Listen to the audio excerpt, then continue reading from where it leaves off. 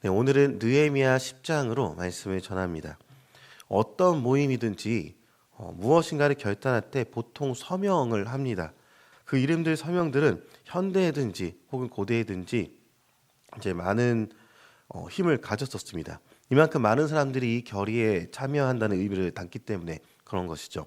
오늘 본문에서도 이 서명 이름들에 대해서 기록이 있습니다.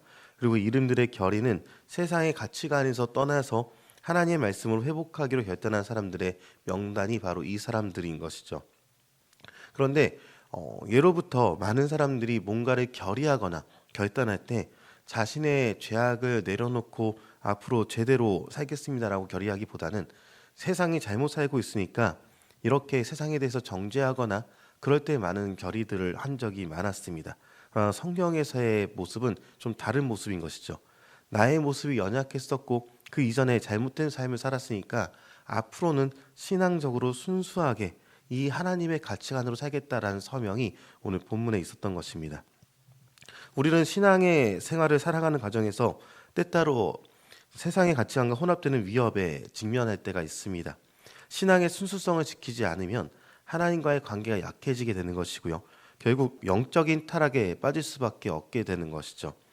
세상이 타락할 때 그 안에서 하나님의 말씀으로 순수성을 지키는 인물이 누구인가 찾아보면요. 히브리서 11장 7절에 창세기의 노아를 언급하는 장면이 있습니다. 그 내용을 잠시 읽어드리면요. 믿음으로 노아는 아직 보이지 않는 일에 경고하심을 받아 경외함으로 방주를 준비하여 그 집을 구원하였으니 이로 말미암아 세상을 정죄하고 믿음을 따르는 의의 상속자가 되었느니라. 이렇게 기록하고 있습니다. 그러니까 노아의 믿음은 본받을 만한 것으로 칭찬받는다. 이렇게 얘기하고 있는 것이죠. 그의 순수한 신앙과 믿음에 대한 칭찬인 것입니다. 세상이 타락해도 신앙을 끝까지 지키는 것이 중요하다. 이것을 알려주고 있는 것이죠. 성경에서도 신앙의 순수성을 지키는 것이 얼마나 중요한지를 강조해 주는 것인데요. 이에 대해서 대표 주자인 다니엘과 세 친구도 마찬가지일 것입니다. 실제적인 권력의 위협 앞에서도 그들의 순수한 신앙을 지켜낸 사람들인 것이죠. 이스라엘 백성들이 하나님께 선택을 받은 이유는요. 그들이 특별한 어떤 능력이 있어서가 아니라 하나님의 뜻을 따라서 거룩한 백성이 되기 위함 하나님께서 그저 선택해 주셨기 때문에 그랬습니다. 그러나 그들이 이방 문화와 섞일 때마다 신앙이 흔들렸고요.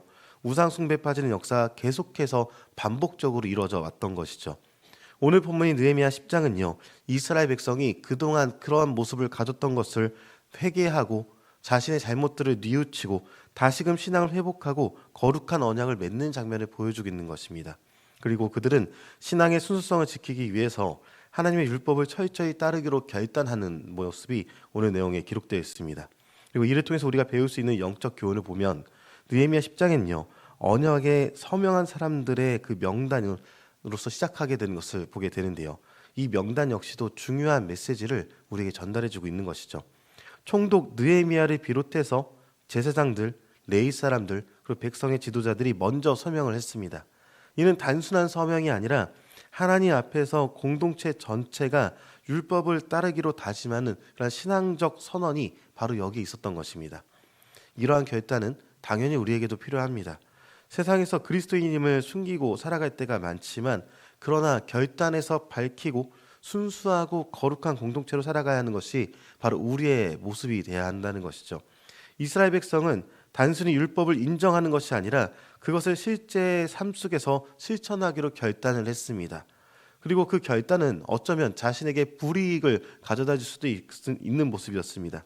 그리고 그 불이익을 넘어서서 단지 말뿐이 아니라 이 결단은요, 행동을 포함해서 움직이게 되는 모습을 보여주었던 것이죠. 그들이 서약한 주요 내용은 다음과 같습니다. 30절부터 보니까 이방인과의 혼인을 금지했습니다. 솔로몬 왕조 이후에요. 이스라엘이 영적으로 타락한 이유 중 하나는요. 바로 이 통혼, 이방인과의 결혼 때문에 있었던 일들이 많았습니다. 세상과 구별된 삶이 얼마나 중요한지를 알려주고 있다는 것이죠. 믿지 않는 가치관과 타협하지 않고 하나님의 말씀을 기준으로 삼아야 함에 이 이야기를 기록하고 있는 것입니다. 세상의 이기적인 가치관을 배제할 수 있어야 하는 것입니다.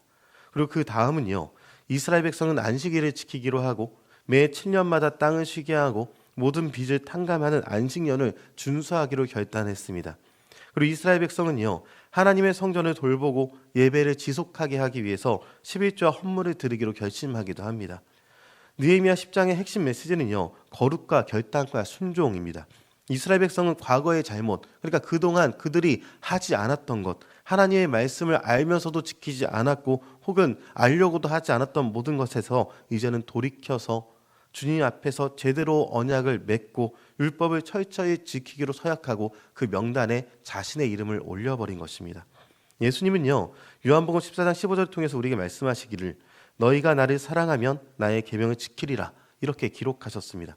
신앙은 단순한 감정이나 지식이 아니라 삶 속에서 하나님의 계명을 실천해 나아가는 것을 이야기하고 있다는 것이죠.